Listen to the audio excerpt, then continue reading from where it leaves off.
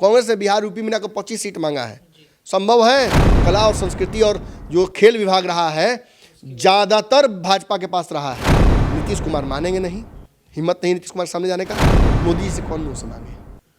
बिहार में मेरी सरकार बनेगी तब न बनाएंगे। अब पूछिए प्रमोद कुमार ने क्या किया, क्यों नहीं बना दिए?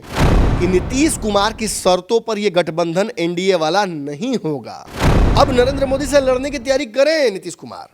ये जो आंख मिचोली खेल रहे हैं भाजपा के साथ, ये एक राजनीतिक प्रतिबद्धता को शोभा नहीं देता है।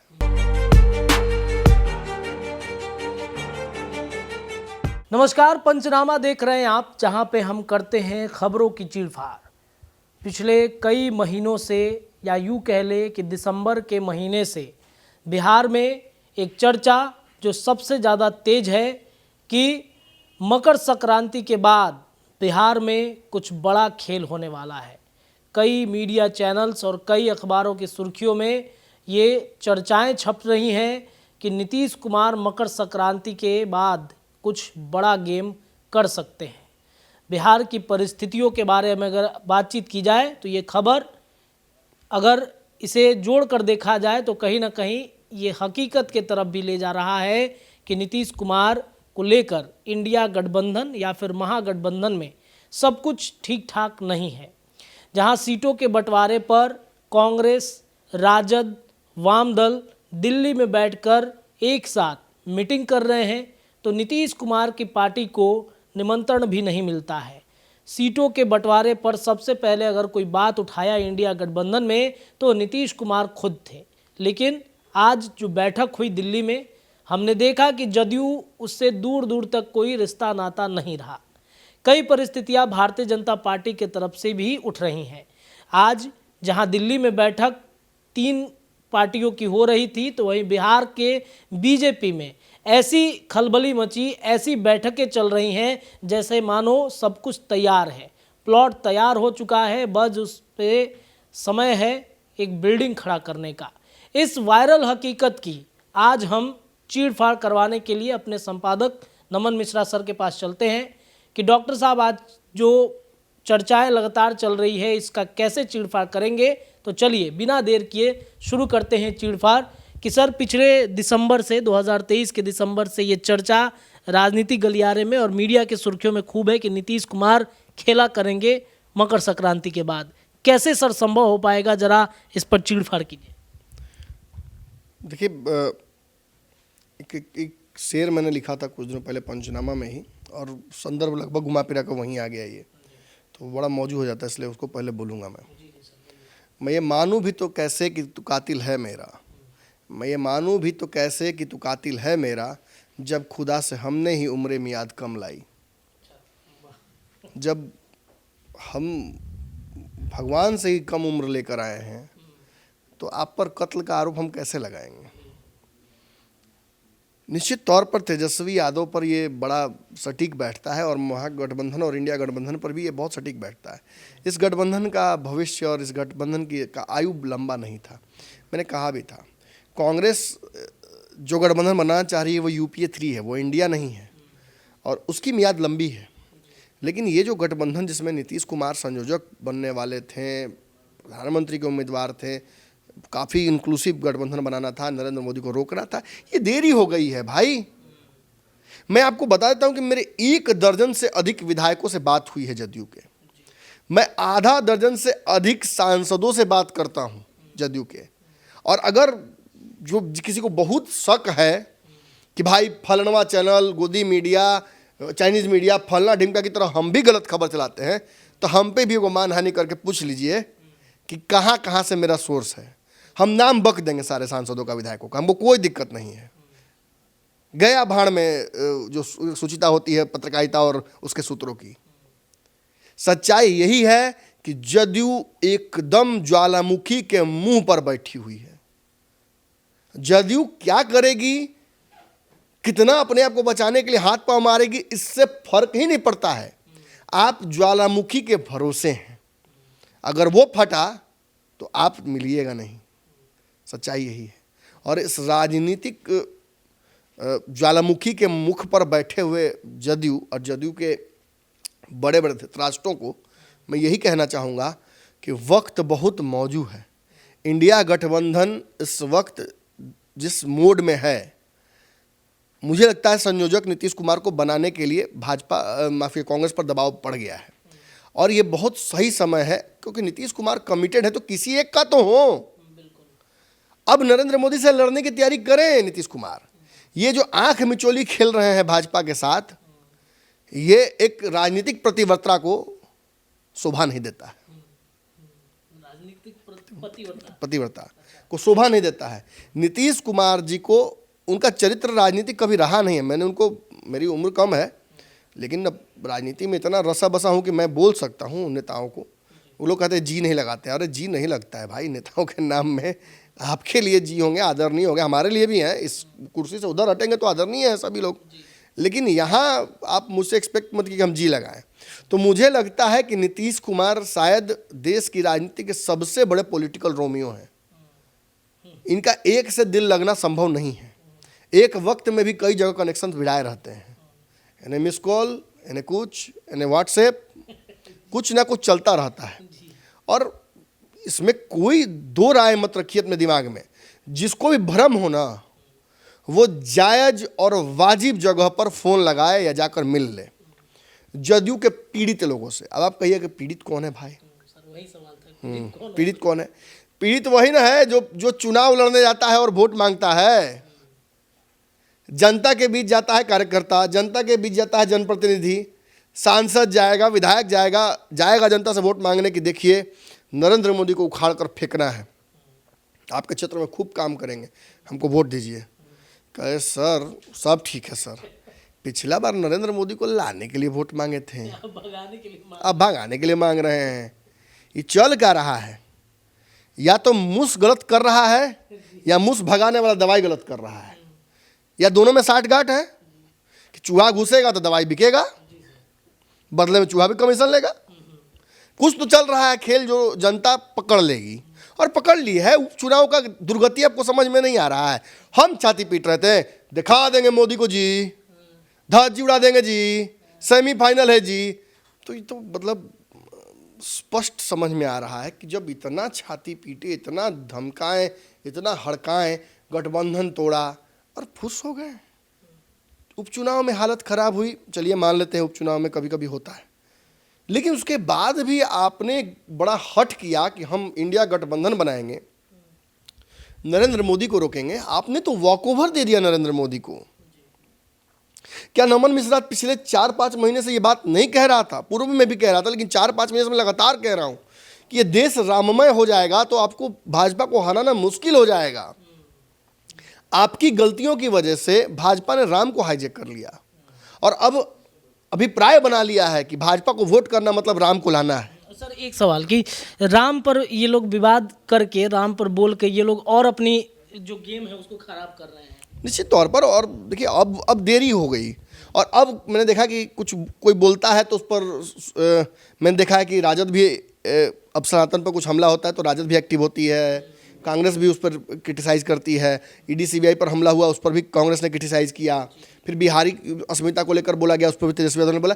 ये देरी हो गई ना। नीतीश कुमार शुरू से ये बात कहते हैं कि ना तो धर्म पे बोलो, ना जाति पे बोलो, अपना काम करो, एजेंडा अपना जो है उस पर काम करो, जनता चुपचाप वोट देगी। लेकिन इन लोगों ने एक बहुत बेहतरीन मौका खो दिया, और ये इसमें नीतीश कुमार की गलती नहीं है। ठीक है, नीतीश कुमार तो फेमस ही है इस बात के लिए, वो पलट जाते हैं। अविश्वसनीय तो वो है ही राजनीति में, लेकिन भरोसा कर रखी है राजद। बिहार में कांग्रेस भी कर रही है, तो केंद्र में क्यों नहीं कर रहे हैं? कीजिए, करना पड़ेगा। आज अगर आप संयोजक बना दिए होते 6 महीना पहले, तो आज नीतीश कुमार आपको निश्चित तौर पर कुछ बेहतर ला कर देते हैं, अलग रूप में दिखते हैं बिल्कुल, और उसका एक रिजल्ट अलग आता। लेकिन अब नीतीश कुमार सच पूछिए तो ऐसा राजनीतिक दुराहे पर आ गए हैं कि इसे दुराहा कहना अतिशयोक्ति होगा। रास्ता तो अब एक ही है नीतीश कुमार के पास कि वो इंडिया छोड़कर एनडीए की तरफ जाएं, लेकिन एनडीए के साथ जाने में नीतीश कुमार को क्या मिलेगा, ये सब कुछ अब उस पर डिपेंडेंट है।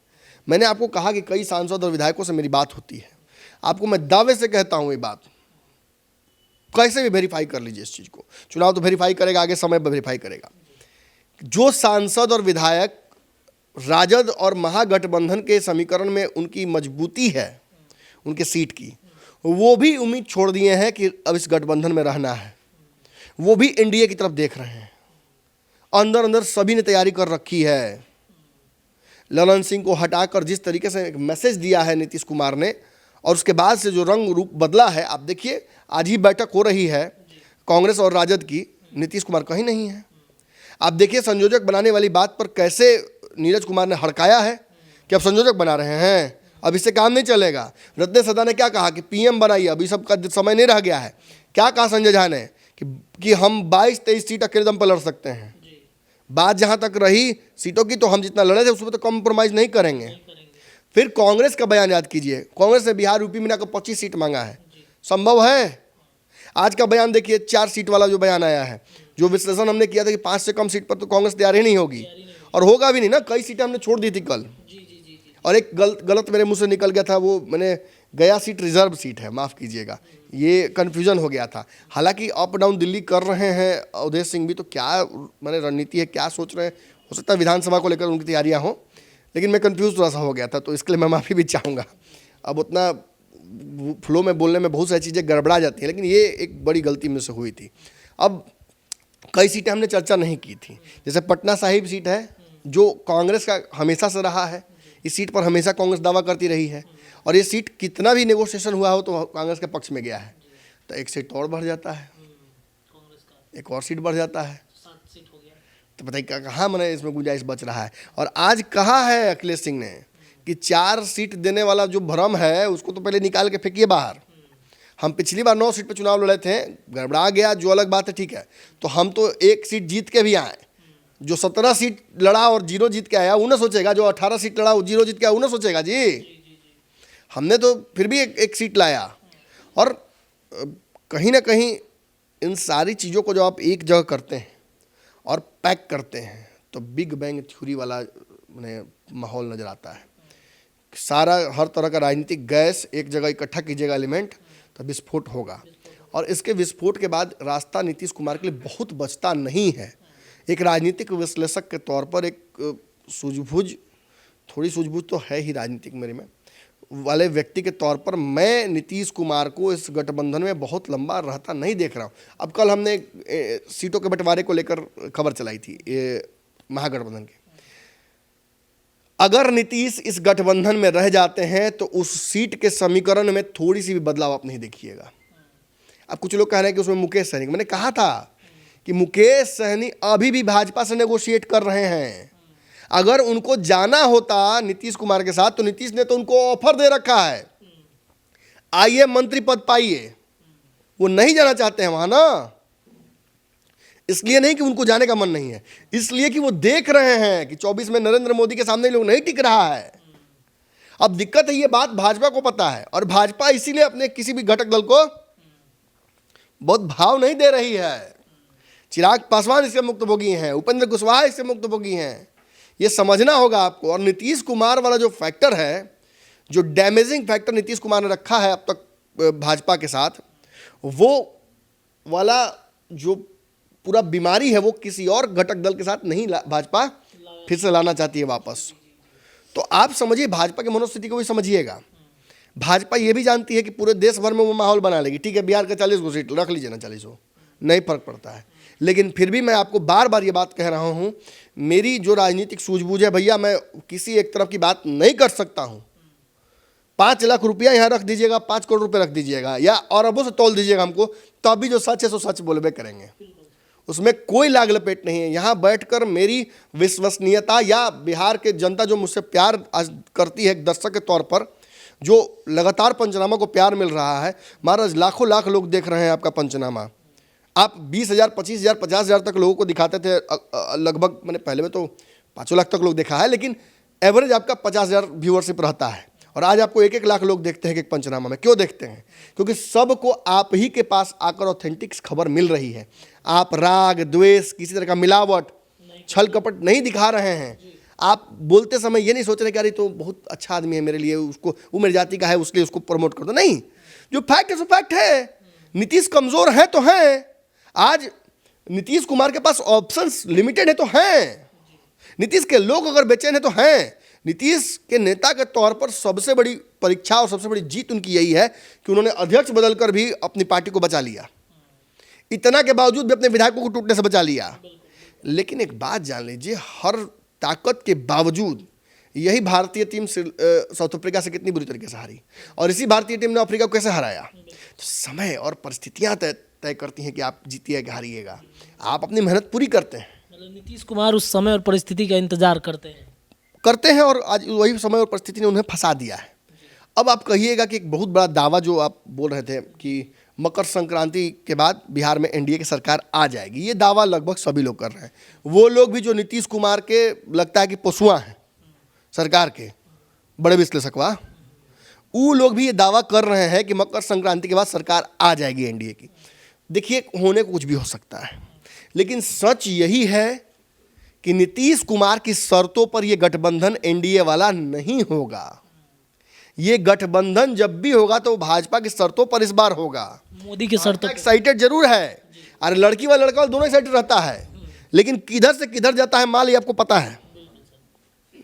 धन कहने से कहने जाला, अब तो बंद है बिहार में इसलिए नहीं बोल सकते हैं, ऐसे भी बहुत बड़ी कुरीति है समाज की, लेकिन लिया दिया सब है, आज भी ले दे रहा है।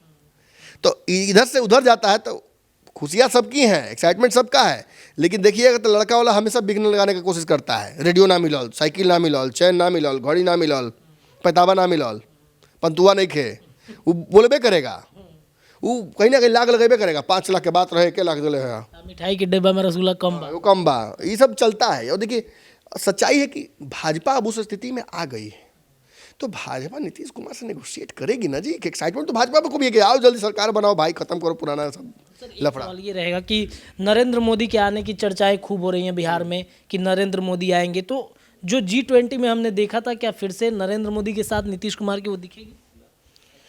इसकी चर्चा हो रही है, बहुत ज़बरदस्त चर्चा हो रही है। ये भी चर्चा हो रही है कि नीतीश कुमार नरेंद्र मोदी सहजता से मिलेंगे इस बार। उसका एक कारण भी है बहुत बड़ा, नरेंद्र मोदी इस बार खाली हाथ नहीं आ रहे हैं बिहार। ऐसा लग रहा है कि अब बाहर एक बड़ी माने अंडरस्टैंडिंग दोनों में हो गई है, मोदी और नीतीश में। नीतीश कुमार के लिए बहुत बड़ा पैकेज, बिहार के लिए बहुत बड़ा पैकेज, बिहार के लिए बहुत सारे स्कीम्स, बहुत सारा पैसा लेकर नरेंद्र मोदी इस बार आने की तैयारी कर रहे हैं। हालांकि वादा तो पिछली बार भी किए थे, कितना दे दूँ, 10 कि 20 25 30 40 45, मिला कुछ नहीं। माने भाजपा उसको दिखाती है कागज़ पर कि इस स्कीम में दिया, इस स्कीम में दिया, तो अब बिहार के लोग सोचे कि हाथ में दो ना तब ना मानी। मतलब लालू जी से आदमी बोलते थे कि दे भाई, दे ना रे भाई, तब ना माने। हमारे 5-5 लाख के हिसाब से 15-15 लाख के हिसाब से कितना रुपया हो गया परिवार में, 12-13 को तो फैमिली है पूरा मेरा। तो अब तो बेटी भी, पोती भी हो गई है, 15 लाख और बढ़ गई। तो बिहार के लोग मानते हैं कि उसको ऐसे दीजिए ना हाथ में। बिहार के लोगों को ये फर्क नहीं पड़ता है कि 700 करोड़ का पुल 2 बार गिर गया, ये फर्क नहीं पड़ता है। बोले मेरा क्या गया सर, मुझे लगता है लोग भूल भी गए होंगे, एकदम भुला गए होंगे, लेकिन चुनाव में याद आएगा, चुनाव में खूब याद आएगा। वो जगह वाला भुला ही होगा लोग कि 2 बार पुल बना, 2 बार गिर गया, वहाँ पे एक मजदूर की मौत भी हो गई थी। देखिए जनता भुलाएगी नहीं। हाँ, ये शॉर्ट टर्म मेमोरी वाली बात जरूर है। अब हर दिन देखिए चुनाव में यहाँ अंडर करंट में काम बिहार में होता है, चुपचाप फलनवा छाप चलता है ये सब। तो बिहार की जनता उसी तरीके से खेलेगी। लेकिन हाँ, नरेंद्र मोदी का बिहार आना और उससे पहले एक बड़ा इन्वेस्टमेंट का प्रपोजल भी, जो बिहार में इन्वेस्टमेंट मीट हुआ था, उसमें आपने देखा ना अदानी ने कितना इन्वेस्ट करने की बात कर दी। तो ये बहुत बड़ा इन्वेस्टमेंट है, और नरेंद्र मोदी भी जब लेकर आ रहे हैं, हमें तो पूरा कंफर्म है कि क्या वो लेकर आ रहे हैं। धीरे धीरे अब हम उससे बढ़ कर नहीं ना बोलेंगे, नरेंद्र मुझसे पहले हम घोषणा कर दें, आवे तो तब वही एक घोषणा तो सर हो गया है, क्योंकि जो दीघा सोनपुर का जो ब्रिज है उसमें 6 लेन पुल बनाने की घोषणा हो चुकी है। इससे मुझे लगता है उत्तर बिहार, दक्षिण बिहार काफ़ी ट्रांसपोर्टेशन जो है वो बढ़ जाएगा। देखिए, भाजपा ने कुछ चीज़ें तो अच्छी की हैं। अगर बिहार को विशेष राज्य का दर्जा मिल जाए, हम सभी यही आग्रह करेंगे नरेंद्र मोदी जी से कि इस बार चुनाव में वादा करना है तो थोड़ा हाँ ऐसा वादा कीजिए कि मैंने 25 में आपको लोग पसंद भी करें। बिहार में आपको जड़ बनाना है, कांग्रेस की तरह उखड़ना है तो उखड़ जाइए, कोई दिक्कत नहीं है।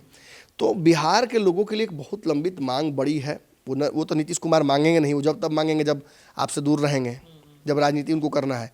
तो एक पत्रकार के तौर पर, बिहार को समझने वाले व्यक्ति के तौर पर, एक विश्लेषक के तौर पर मैं मानता हूं कि नियमों में थोड़ा बदलाव करके, जैसे EWS किया गया, जैसे बाकी प्रोविजंस लाया जा रहा है, उसी तरीके से एक हिम्मत करके बिहार को विशेष राज्य का दर्जा दिया जाए।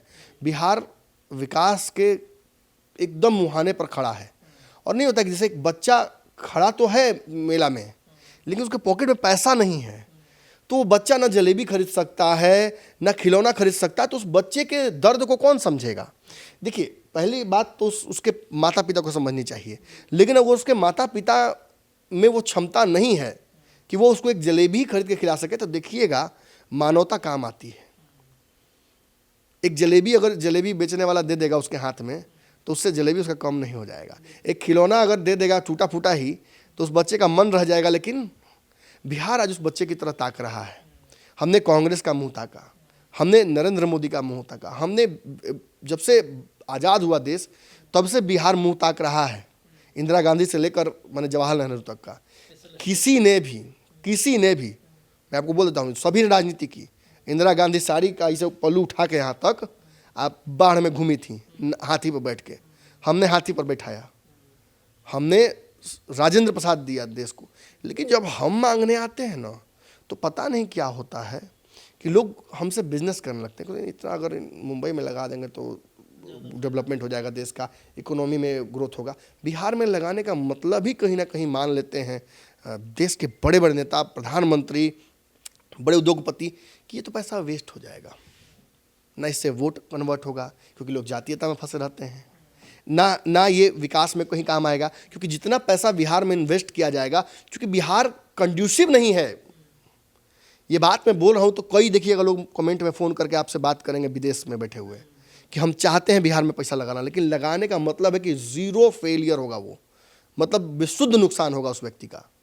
जो कमा लिए, जो बिहार की जनता, सरकार, टैक्सेस रिलैक्सेशन नहीं है, कंड्यूसिव माहौल नहीं है बिजनेसेस के लिए, स्टार्टअप्स के लिए। बिहार जो लोग कर रहे हैं काम ना, वो किस माने गफलत में कितना मेहनत से कर रहे हैं और कितना दुख में वो कर रहे हैं, मैं जानता हूँ। मैं लोगों से मिलता हूँ, उनसे बात करता हूँ। कई इंडस्ट्रीज़ बिहार से गायब हैं। देश भर में जो एक्सपेरिमेंट्स हो रहे, ऐसा नहीं कि बिहार में लोग खरीद नहीं रहे हैं। डोमिनोज, जोमेटो सब चल रहा है आपके यहाँ, ओला, उबर सब चलता है, रैपिडो सब चलता है। लेकिन ये इसलिए चलता है क्योंकि इंटरनेट बिहार में अवेलेबल हो गया है बाकी देश की तरह। समझिए बात को। उसी तरीके से अगर व्यापार को लेके एनवायरनमेंट बनाया जाए, जैसे इंटरनेट के लिए हर जगह लग गया आपका, तो आपका हर गाँव में एक इंटरनेट है, तो व्यक्ति अपने इंटरनेट से आपका फ्लिपकार्ट, जोमेटो सब यूज़ कर रहा है, तो गांव तक देखिएगा डोमिनोज चला गया है। तो उनके लिए तो अच्छा है ये, लेकिन बड़े बिजनेसेस और फैक्ट्रीज बिहार में अगर लगेंगी तो वाईफाई से सामान नहीं ना जाएगा मुंबई या विदेशों में। उसके लिए सड़क चाहिए होगा, परिवहन चाहिए होगा, 2-3 तरह के माध्यम चाहिए होंगे। आपके पास पूर्णिया में एयरपोर्ट के लिए आप लड़ रहे हैं, केंद्र सरकार और राज्य सरकार के बीच पेच फंस जाता है इन यूनिवर्सिटीज़ के लिए, एम्स के लिए। तो आप समझिए कि इन रास्ते के रोडों को ना, चाहे वो कोई कानून हो या कोई व्यक्ति हो, उसको समाप्त करना जरूरी है।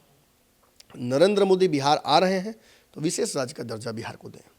देखिए, विशेष राज्य का दर्जा मिल जाएगा ना, तो मैं एक बहुत छोटी बात बोलता हूँ, तो एक ढेला रख दीजिएगा ना बिहार के सबसे बड़ी कुर्सी पर, तो वो भी चला लेगा बिहार को। उस विशेष राज्य के नियमों में ये ताकत है। थोड़ा सा उसके लिए आर्म ट्विस्टिंग करना पड़ेगा संविधान का, तो वो उसका समय आ गया है। जब आप आरक्षण और बाकी चीज़ों पर अपना फ्लेक्सिंग करते हैं कि हम कर लेते हैं, हम राम मंदिर बना दिए, तो एक बार ये भी हो ना, अगला टारगेट बिहार को विकास रखिए ना। आपने राम मंदिर बना दिया, बहुत बहुत धन्यवाद, आपको खूब उसके लिए वोट मिले, लेकिन एक बार बिहार में वोट लीजिए, एक बार बिहार के लोगों को कुछ दीजिए, इसकी तैयारी कीजिए ना। तो ये नहीं हो रहा है और ये कई गठबंधनों में हमने देख लिया। अब मोइनुल हक स्टेडियम है, मैं आपको बताता हूँ, हो रहा है मैच, कितना खराब व्यवस्था है। हम नहीं दिखा सकते थे, 24 घंटा दिखा सकते थे। अगर हमारा मकसद केवल नीतीश कुमार के खिलाफ एजेंडा दिखाना होता तो हम तो दिन भर वहीं बैठे रहते, लेकिन हमने नहीं आपको दिखाया, क्योंकि अभी इस वक्त हम आतिथ्य किसी का कर रहे हैं और हम बेइज्जती नहीं करना चाहते हैं।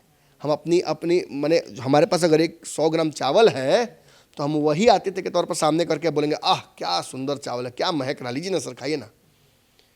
हम बिहारियों को ये आता है, लेकिन इसमें तेजस्वी यादव की केवल गलती नहीं है। इसलिए नमन मिश्रा और भारत लाइव वहाँ जाकर धज्जियाँ नहीं उड़ा रहा है। ये पूर्व में जितना भी आज तक कला और संस्कृति और जो खेल विभाग रहा है, ज़्यादातर भाजपा के पास रहा है। मैं नाम ले लूँ भाजपा के नेताओं का, मैं धज्जियां उड़ जाएंगी। जब जब ये विभाग रहा है तब तब भाजपा के नेताओं के पास रहा है, चाहे सुखदा पांडे रही हो या कोई रहा हो। आखिरी भी प्रमोद कुमार के पास था। अब पूछिए प्रमोद कुमार ने क्या किया, क्यों नहीं बना दिए, मोइनुल हक स्टेडियम का जीर्णोद्धार किए हैं। सच्चाई यही है कि इन लोगों के पास दो बातों की जबरदस्त कमी थी। एक, नीतीश कुमार मानेंगे नहीं, हिम्मत नहीं नीतीश कुमार के सामने जाने का। दूसरा, मोदी जी से कौन मुंह से मांगे, बिहार में मेरी सरकार बनेगी तब न बनाएंगे। तो ये सौतेला व्यवहार नहीं होना चाहिए। देखिए भाजपा ने बिहार के साथ हमेशा सौतेला व्यवहार किया है, इसीलिए भाजपा को कभी बिहार में कुछ मिला नहीं है। और अब भाजपा ने जब वो रुख बदला है थोड़ा बहुत, तो थोड़ा बहुत बिहार के लोग भी प्रेम भाजपा से करने लगे, इसमें निश्चित कोई दो राय नहीं है। तो अब माफ़ कीजिएगा विषयहीन मैं हो गया, काफ़ी दिनों बाद विषयहीन हुआ हूँ, लेकिन ये बहुत आवश्यक था। इन बातों पर चर्चा करनी जरूरी थी। बात जहाँ तक रही नीतीश कुमार के पलट जाने की और नरेंद्र मोदी के आने की और ये पूरा माहौल बनने की, तो देखिए सच्चाई यही है कि नीतीश कुमार को जिस तरह से बन रहा है माहौल, पलट जाए नीतीश कुमार तो कोई बहुत बड़ी बात होगी नहीं। ये तो सब स्क्रिप्ट पहले से लिखा हुआ है। नहीं पलटे तो जरूर कन्फ्यूजन होगा। हमने कल जब सीटों का बंटवारा की बात बताई आपको, तो इसलिए बताई कि नीतीश अगर इस गठबंधन में रहते हैं तो सीटें इससे अलग नहीं आपको दिखेंगी, लेकिन इसका चांसेस बहुत कम है, क्योंकि अब प्रधानमंत्री का उम्मीदवार तो नीतीश कुमार को बनाने से रही कांग्रेस, ये संभव नहीं है। और सीटों को लेकर भी जो समीकरण है, जो मांग है नीतीश कुमार की, वो अगर महागठबंधन में तो आंख मूंद के मान लेगा लोग, आप निश्चिंत रहिए। मीटिंग इसीलिए हुआ था, नीतीश की मांग मान लो, नीतीश को मत छेड़ो, अपना हम लोग देख लेंगे भले कम बेसी। इसमें अगर कुछ पेंच फंसता है तो वो नीतीश कुमार जब एनडीए में जाएंगे तब फंसेगा। एनडीए में उनको 12-15 सीट नहीं मिलने जा रहा है, जितना मिला था उतना मैं पहले से मोहब्बत मेरे में है, वो नहीं संभव है। वहाँ भी सीटों को लेकर नीतीश बड़ा पेच है, वहाँ नीतीश कुमार को जो मिलेगा उसमें ही गुजारा करना पड़ेगा। वहाँ चिराग पासवान हैं, उपेंद्र कुशवाहा हैं, मांझी हैं। हर बार का यही होगा कि उधर नीतीश कुमार जाएंगे तो मांझी उपेंद्र कुशवाहा सब भागो, फिर ऐसा नहीं होगा। और नरेंद्र मोदी आते हैं कि नहीं आते, इसको लेकर भी संशय है। तो नीतीश कुमार और नरेंद्र मोदी अगर नरेंद्र मोदी आ जाते हैं बिहार, जो तय कार्यक्रम है उसके आधार पर, तो ये भी एक बहुत बड़ा मैसेज होगा कि क्या आने वाले समय में होने वाला है, क्या घोषणाएं करते हैं, इस पर भी सबकी नज़रें होंगी। और नीतीश कुमार कितना सहजता से मिलते हैं इस पर भी होगा। मिलने की जरूरत नहीं है, लेकिन अगर पीएम आ रहे हैं, अगर नीतीश कुमार का मन कर देता, खिड़की से झांकेंगे तो जरूर, वो तो बिल्कुल झांकेंगे। वो तो देखिए आप उस दिन अमित शाह वाले कार्यक्रम में दिखा, काफ़ी सहज होकर मिले थे, असहजता नहीं थी नीतीश कुमार के चेहरे पर। जो उन्होंने सॉल भी उठाया तो उसमें उसका कुछ दिखा नहीं। तो ठीक है, नीतीश कुमार इसी के लिए जाने जाते हैं, किसी से रिश्ता उनका खराब होता नहीं है परमानेंट। और भाजपा तो उनका पुराना सहोदर है, कहते हैं कि आजीवन मेरा संबंध रहेगा। हाँ, कभी मरते दम तक दोस्ती रहेगी उनकी। चलिए, तो 13 या 14 तारीख के बाद बिहार के राजनीतिक गलियारे की परिस्थितियां बदलती हैं। ये जो स्थितियां बन रही हैं, ये जो खबरें चल रही हैं, अगर हमारे संपादक डॉक्टर नमन मिश्रा सर की माने तो जो परिस्थितियां सर ने समझाई हैं, उसके अनुसार ये खबरें कहीं ना कहीं वास्तविकता की ओर ले जा रही हैं। कई ऐसे मुद्दे हैं जिस पर भारतीय जनता पार्टी और नीतीश कुमार के मन मिल सकते हैं। अब नरेंद्र मोदी आएंगे बिहार में तो नीतीश का रुख कैसा होगा, ये चर्चा का विषय जरूर बनेगा। फिलहाल आज के पंचनामा में इतना ही। देखते रहिए आपका अपना चैनल, अपनी राय रखिए। बहुत बहुत धन्यवाद।